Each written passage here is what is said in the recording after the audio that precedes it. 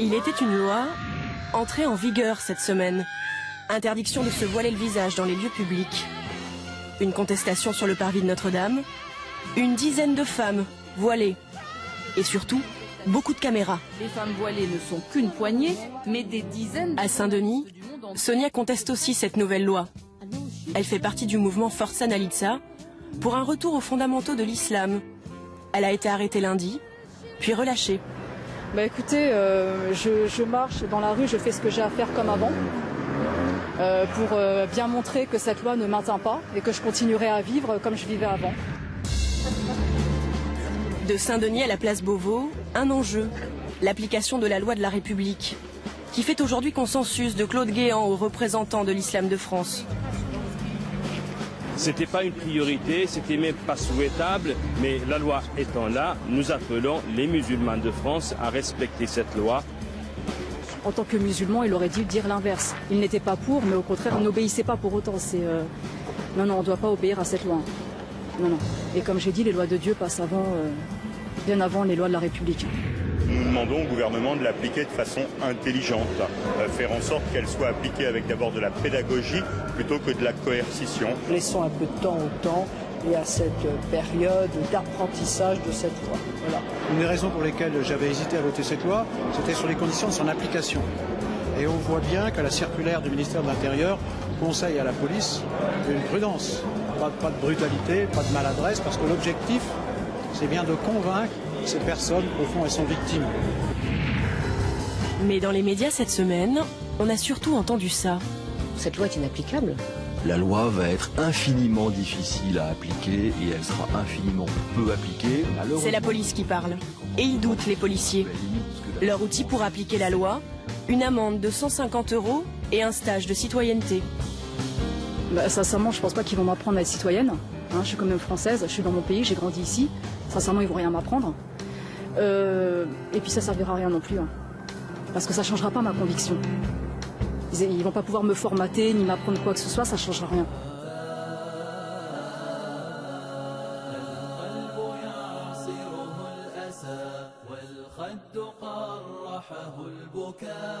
والحزن يعصف بي فما أنقسى التحسر والجوى ذاب الفؤاد مرارة وتبعثرت كل المنى لما ضللت طريقنا وهجرت أنوار الهدى القلب يعصره الأسى والخد قرحه البكاء والحزن يعصف بي فما أنقسى التحسر والجوى.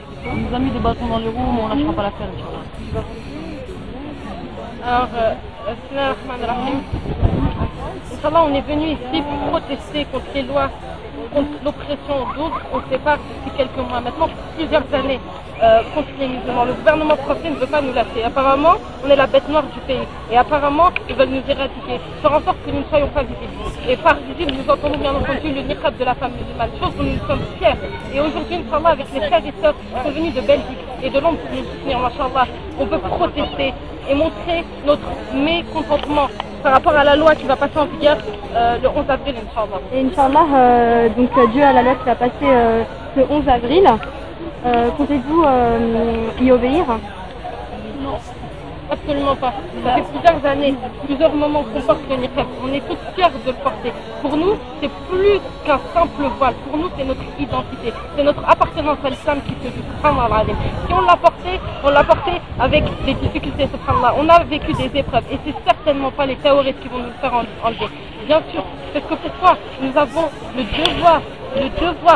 devoir d'obéir au Créateur et ensuite regarder ce que la créature a à dire, si bien sûr c'est en concordance avec ce que dit le Créateur subhanahu wa ta'ala. Allah, nous avons défié nos parents, c'est pas les terroristes qu'on va oublier, ou bien qu'ils se mettent ça dans la tête. Donc on restera et qu'on pourra aligner autant d'amants qu'ils voudront, resteront bien au chaud dans la maison et on ne paiera pas. Et donc, Inch'Allah, ça veut dire que vous allez donc désobéir à cette loi. Bien entendu, on va désobéir. De toute manière, on n'a aucune obéissance. On ne désobéit pas, nous. On a notre loi, lakum dinukum waliya din. À eux leur religion et à nous la nôtre. Donc subhanallah, nous n'avons pas, et je le répéterai 3 fois, à obéir à leurs lois, car en rien nous sommes soumises à ce gouvernement. Et bien sûr nous sommes soumises à notre Créateur. Si nous pensons que notre Créateur nous a dit de nous voiler, Inch'Allah, on le portera quoi qu'il arrive. Des aveux complets envers les terroristes. Des aveux. On les écoutera pas, ils pourront faire tout ce qu'ils voudront, faire des lois, nous mettre en prison, nous tuer même. Moi je mourrai pour mon niqab, Inch'Allah. La ilaha illallah jusqu'au bout. Et donc, Inch'Allah, donc, vous allez rester chez vous, enfermé? Non, on sortira. Ou bien... Si on a besoin, comme d'habitude, on ne sort pas non plus tout le temps. Moi, alhamdoulilah, je sors en cas de besoin. Je sors pour aller à l'école, pour étudier ma religion. Je sors pour faire des courses, et ça s'arrête là. Je suis très bien chez moi aussi. Mais bon, et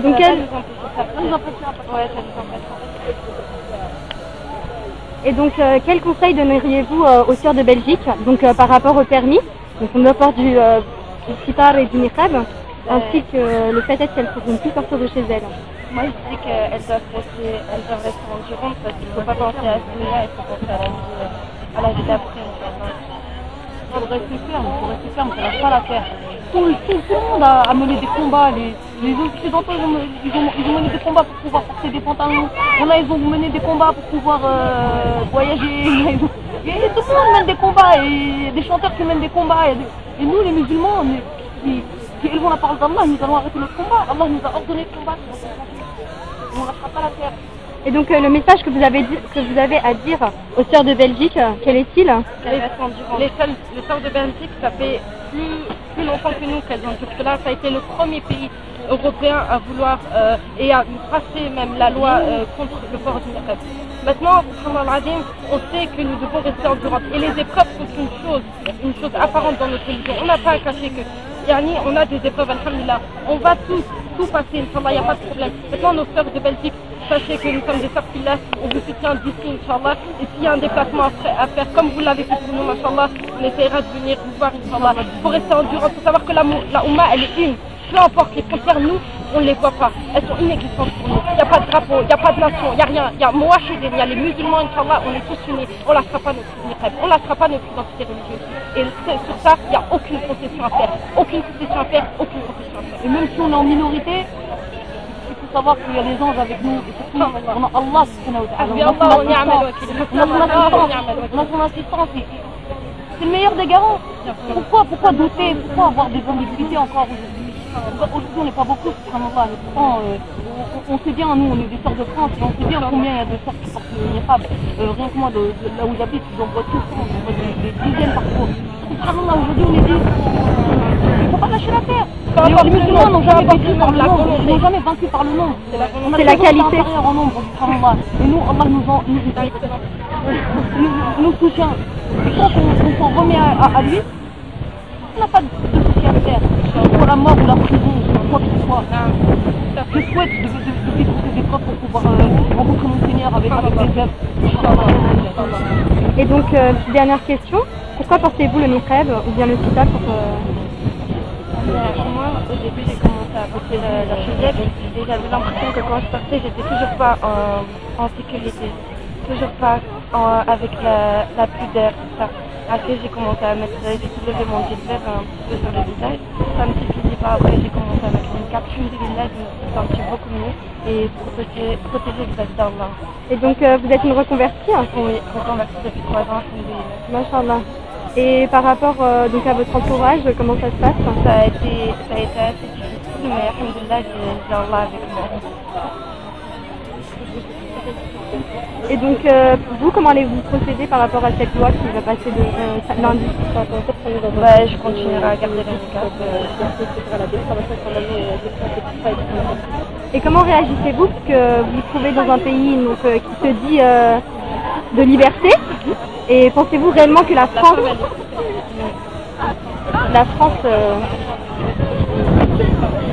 est un pays de liberté? Non, absolument pas. Justement, on nous a prouvé par ce fait. On nous impose une religion, subhanallah. Nous, on n'aura pas dit de venir à une religion, mais ils nous imposent. Moi, je m'appelle ça, elle a 17 ans, subhanallah. Elle porte le jilbab. Tous les jours, elle est humiliée parce qu'elle doit retirer son jilbab devant l'école. Subhanallah. Obligée de retirer son jilbab. ça veut dire qu'elle pose sa pudeur devant la porte. Subhanallah. Et on n'a pas le soutien des parents. Moi aussi, ça a été difficile pour moi d'imposer ça. Et subhanallah, je l'ai fait par la grâce d'Allah et par son assistance. Mais on sera toujours éprouvé et pour en revenir à ce qu'on disait. Mais c'était quoi la question? J'ai oublié.